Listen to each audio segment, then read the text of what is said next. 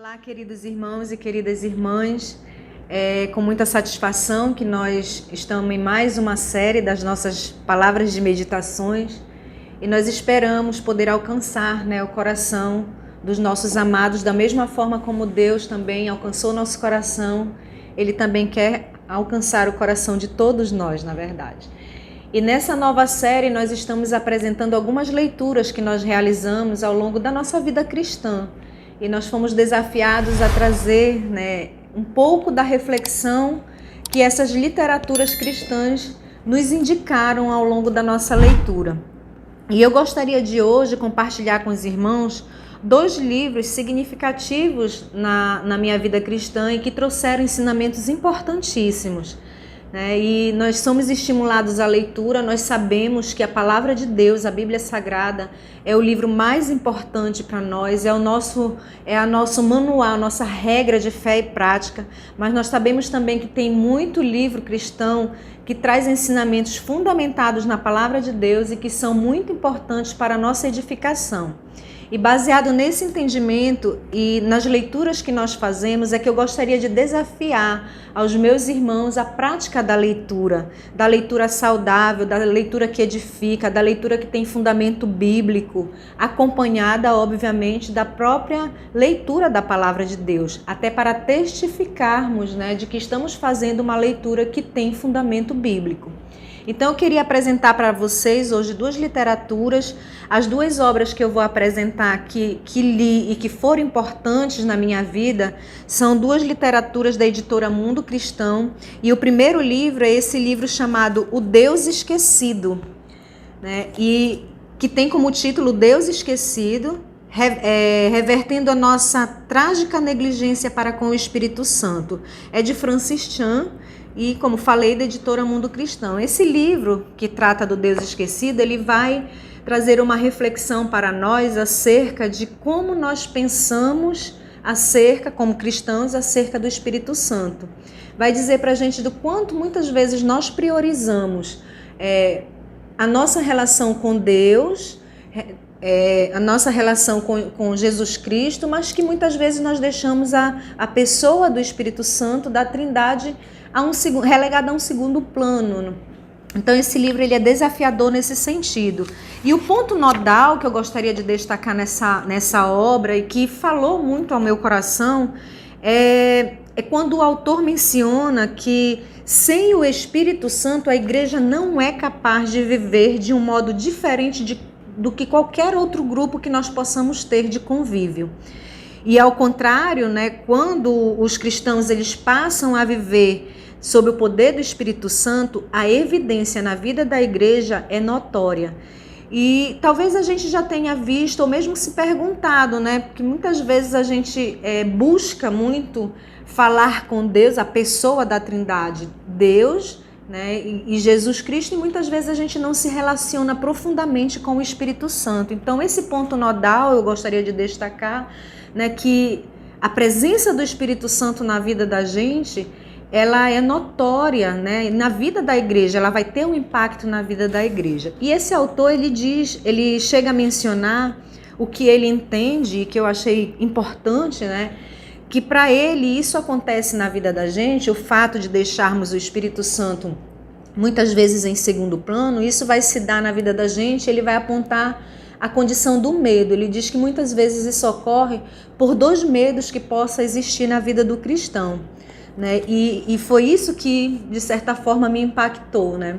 E ele diz o seguinte, há 2 medos que podem fazer com que nós deixemos o Espírito Santo de lado.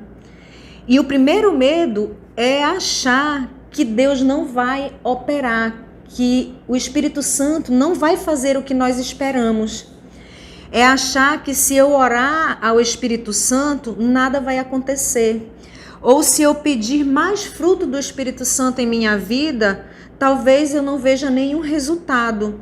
Ou mesmo eu vou orar por mudanças na minha vida, por libertação de pecado, e se eu não conseguir? São questionamentos, medos que podem vir em relação a essa questão do Espírito Santo. É como se de repente nós atribuíssemos ao Espírito Santo um fracasso, né? Uma operação como um Deus, o Deus da Trindade, o próprio Deus, na pessoa do Espírito Santo. Então, é um medo de um eventual fracasso divino se nós pedirmos ao Espírito Santo e não a Deus e a Jesus. Um outro medo que esse autor coloca, e eu acho que esse também é muito importante, é o contrário, né? O contraposto desse que nós colocamos primeiro, né? É o extremo oposto do medo de que Deus não se manifeste, né? Que seria o quê? Seria o fato dele se manifestar com poder na nossa vida, dele operar depois que nós pedimos e de repente a gente não está preparado para essa vontade de Deus, porque nós temos a tendência de querer ter o controle e o domínio sobre a nossa vida. Então, não se entregar para o Espírito Santo pode ser um medo de que Deus, de fato, vá mudar completamente a nossa vida, uma vida que a gente não está disposto, muitas vezes, a largar. Como se nós tivéssemos aqueles pecados que a gente tem apego a eles, né? Então, essa leitura, ela me despertou nesse sentido, né? E se eu orar ao Espírito Santo e ele com seu poder, Deus com seu infinito poder, de fato me pedir para fazer coisas ou ir para lugares que eu não me preparei psicologicamente, e não nasceu esse desejo no meu coração de ir. E se eu pedir algo para Deus e ele de fato mudar, pedir libertação de certas coisas e ele de fato me libertar, eu quero essa libertação? Então isso pode ser um medo, né? É que o autor diz assim, muita gente não quer realmente ser dirigida pelo Espírito Santo, quer ser dirigido por si próprio. Nós temos essa falsa ilusão de que nós conduzimos e que nós estamos no controle da nossa vida. E entregar-se totalmente ao Espírito Santo é entregar-se totalmente à vontade de Deus. Então isso pode ser um medo que faz com que nós releguemos o Espírito Santo, a pessoa da Trindade, o próprio Deus, a um segundo plano. E isso se dá, meus irmãos, isso pode acontecer, o autor nos chama a atenção para isso, né? De que pode acontecer porque a gente de fato não conhece o próprio Deus. E ele vai mencionar para a gente pontos importantes, né, que fazem, quando a gente conhece, fazem a gente perder esses medos. Medos de Deus não fazer ou medo de Deus fazer com poder uma grande mudança em nossa vida. E isso está diretamente relacionado ao fato de conhecermos quem é o próprio Deus e o Deus que nós servimos. E ele aponta 7 pontos básicos pelos quais a gente pode conhecer a Deus e saber que o Espírito Santo é o próprio Deus. E o primeiro deles é que o Espírito Santo é uma pessoa, não é? E ele não é um poder, um vento, uma força, não, ele é uma pessoa. Em João 14,17, nós lemos que o Espírito Santo vive com vocês e estará com vocês, ou seja, é uma pessoa.